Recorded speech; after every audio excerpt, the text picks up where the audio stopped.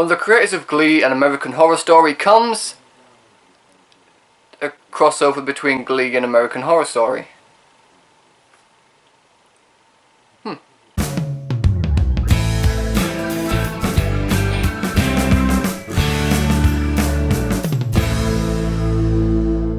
So Scream Queen stars Emma Roberts, Abigail Breslin, Skylar Samuels, Oliver Hudson, Jamie Lee Curtis, among many, many more. And in this series, Emma Roberts leads a sorority house. However, this house has a dark past which is now coming back for revenge. Now, as this is a television series, I'm going to try my best not to spoil anything for people who have not caught up or who do want to watch it without knowing any of the spoilers. So I will try my best to keep this review spoiler free. However, if I do spoil anything, I will put a spoiler alert down here, which basically gives you time to cover your ears, look away, or just turn off the video. So the thing getting revenge is the Red Devil, and what I liked about this series is it was a whodunit, and I like my whodunits. I like trying to piece together who the killer is and why they are doing this to these people. However, in Scream Queens, it is agonizingly obvious who it is. That's not to say I knew everything about this that was going to happen. As it went along, I started piecing things together and I worked it out. For example, not a spoiler, but if you do want to look away, do so now. There are 4 killers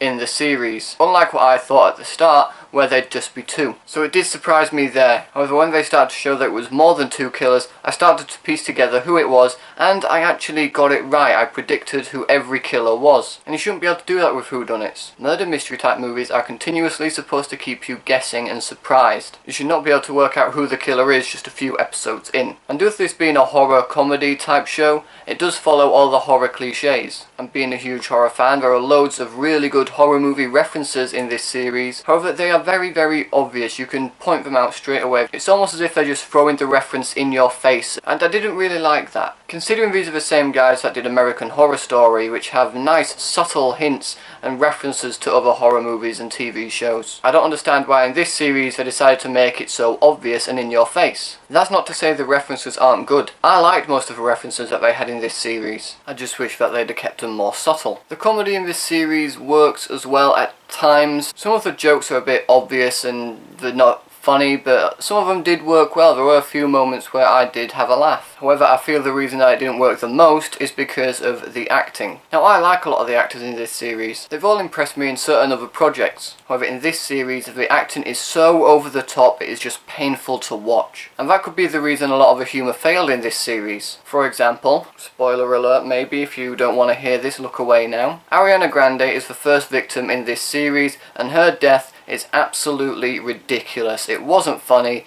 it wasn't entertaining, it was just stupid. Basically what happens in this scene is she's texting the killer who is texting her, basically saying, "I'm going to kill you," and instead of trying to run away or get out, she just continuously texts him back. And even when they're face to face, they keep on texting each other what's happening. And then when she's being killed, instead of scream or try to make a run for the door, she gets stabbed, falls to the floor, crawls to her computer and sends out a tweet saying that she is being killed. And I hated that scene. I hated it. It was just... no!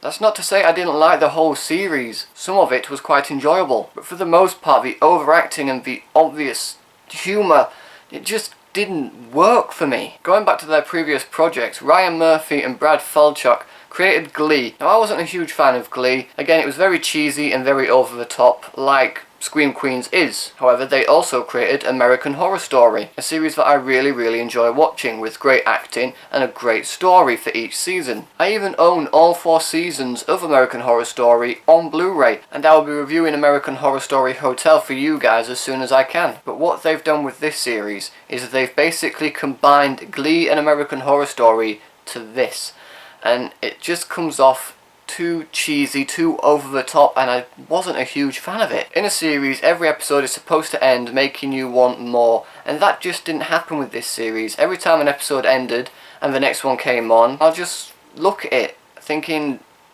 do I really want to watch this? In the end, guys, I wasn't a huge fan of Scream Queens. I can see Glee fans who weren't huge fans of American Horror Story possibly liking this, as it combines them and it's not too graphic or gruesome or horrible as American Horror Story. But for me, it was too over the top. The humour fell flat a lot of the time. Some of it was funny, They had some good horror references, but they were too blatant and obvious. I figured out who the killers were pretty early on in the series, and for that, for me, Scream Queens is going to get 2 stars.